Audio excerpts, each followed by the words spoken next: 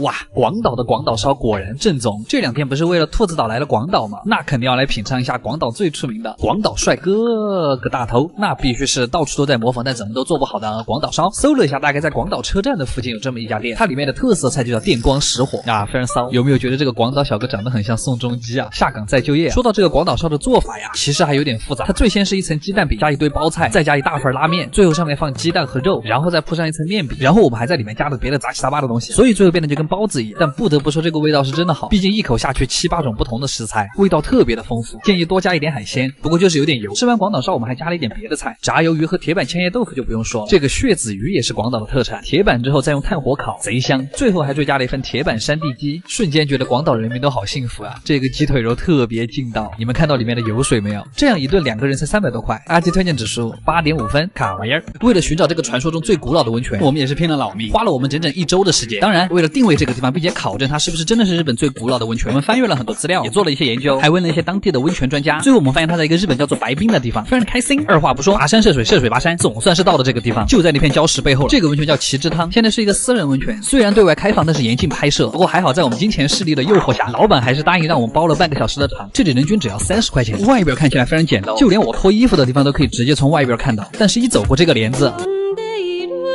把配乐给我换回来。好的，这是一个跟海零距离的温泉池，你们敢信？而且还是比较少见的源泉挂流，因为泉眼在沿海，再加上时不时会有海浪打上来，所以整个池子的盐分是很高的。高到什么程度呢？就是你泡完之后身上会有一层盐巴盔甲，超咸，整个人会瞬间觉得很爽。我知道这个时候你们肯定又想问了，这个池子是不是混浴啊？很残念，并不是。女生的池子被一块板子隔开，男生的池子里面还写了禁止翻越啊，禁止翻越，越靠近海边的水温越低，所以下去之前记得用温泉浇一下自己，但是最好不要太靠近源泉，那个地方温度很高。如果还觉得热，就可以用这种搅水棍自己搅一下就好了。真的很难想象这个温泉才30块。我发现日本真正好玩的地方都是不花钱的。你们觉得这个温泉可以给多少分？阿基推荐指数10分，太牛逼了，卡玩意儿！哇塞，我不管，这应该就是日本最可爱的车站了。这里是日本和歌山的桂枝站，本来这个站要被废掉的，结果工作人员在废掉之前捡了一只猫，然后因为这只猫不是很怕人，久而久之就受到了当地市民的欢迎。之后事情就一发不可收拾了，小玉这只猫被任命为这个站的站长，随后直接拉动了当地经济增长了11亿日元，折合下来6600多万人民币啊！果然还是猫奴牛逼，所以现在站肯定是不废了，还专门在车站旁边修了个猫猫咖啡厅，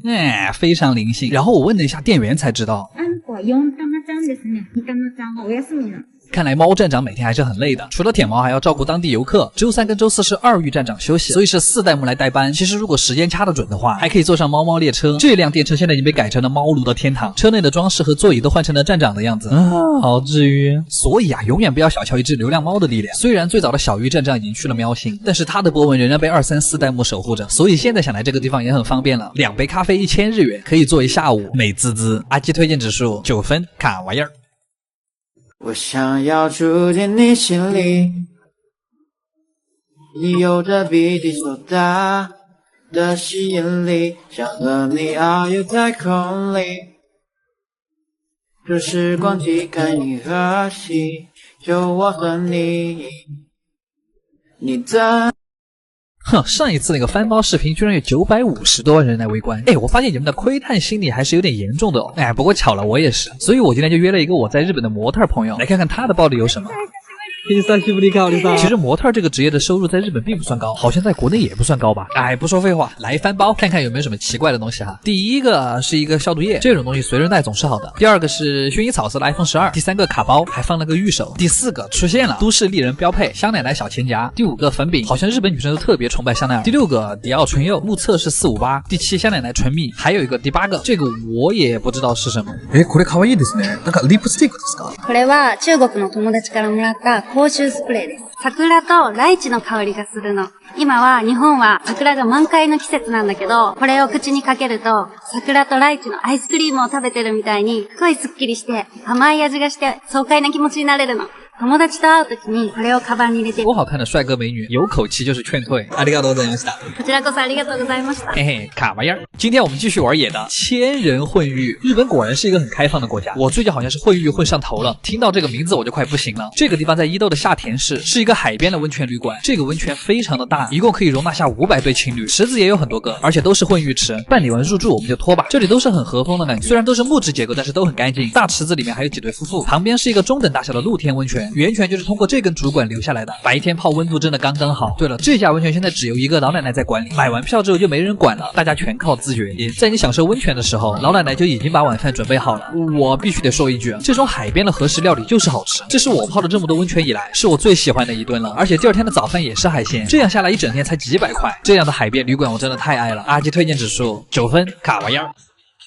我去，我又上日本电视台了。这一次不仅上了 NHK， 还来了很多地方电视台的记者。这好像是我人生第一次被这么多话筒架在那儿。要说什么体验的话，那就是尴尬。这一次为什么那么多记者采访我们？是因为日本最近樱花不是开到最好的时候了吗？我和诺诺就被 JR 邀请去了西日本。那既然是赏樱，不如整一套和服。这种日本老奶奶经营的和服店一般都很正宗，男生穿起来非常快，女生的话就很慢。2个工作人员给你穿到穿1个小时。一般来的时候就是先选衣服和腰带，然后就是换袜子，再底3层外3层的把你裹起来。中途老奶奶还端来了抹茶。像这种比较老字号的和服店呀，一般最后还会给你准备一盘点心，周围一般还会有很多的景点。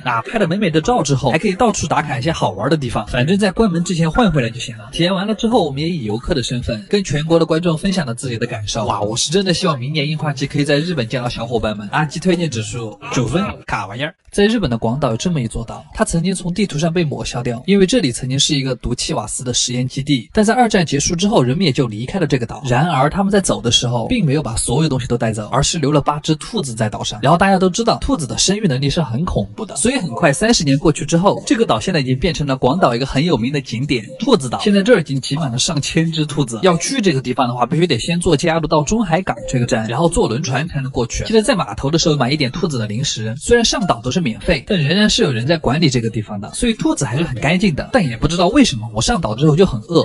我可没说哈，也不知道野生的兔子是什么味道。但是不管你在想什么，岛上面的兔子是不能抱走的，也不能把别的兔子带到这个岛上放生。你们看这只兔子多可爱，我们就给它取名叫 Yuki 酱吧。但可惜还没有煮熟。Yuki 酱就开个玩笑，这是牛肉。兔子岛上面现在除了很多的遗迹，现在还有了很多的博物馆和温泉旅馆，所以现在已经吸引了很多的游客过来玩。它也不再是那个以前被地图上抹去的地方了。有没有感觉这个地方好适合情侣来啊？推荐大家早上的时候来，因为早上的兔子是最活泼的，还可以自己带一些胡萝卜和包菜，但是记得对小兔子温柔一点哦。好了，阿基推荐指数9.5分，特别可爱，卡哇呀。东京大学的食堂居然是这个样子的。每年的3月份呀，就是东大的毕业季。今天有一个东大的博士姐妹总算毕业了，所以我们今天也能有幸看看东大的食堂是什么样子。其实光进东大这个赤门就非常的困难，进来之后感觉这种亚洲扛把子学校好像是不太一样。这个是他们的教学楼，这个是学生自己研发的一些商品，还对外销售。然后再往旁边走就是食堂了，里面的景色和外面真的差别很大，有没有一种特工局的感觉？再来看看菜品，这个价格是着实有点惊人，大概40多块就可以买到个很丰盛的套餐。据说每天的菜单还有营养师把控，我简单的买了一大份，感觉非常爽啊，才60块不到。但是东大食堂有一个非常变态的规矩，就是在吃饭的时候是不能说话的，怪不得这么安静。好啦，吃完饭就要去见我们的姐妹了，还是赶紧收拾一下形象，因为今天早上走得太急了，所以都没时间洗头。姐妹终于来了，接下来就是疯狂的拍照了。所以这样的东大你们可以给多少分？卡哇呀。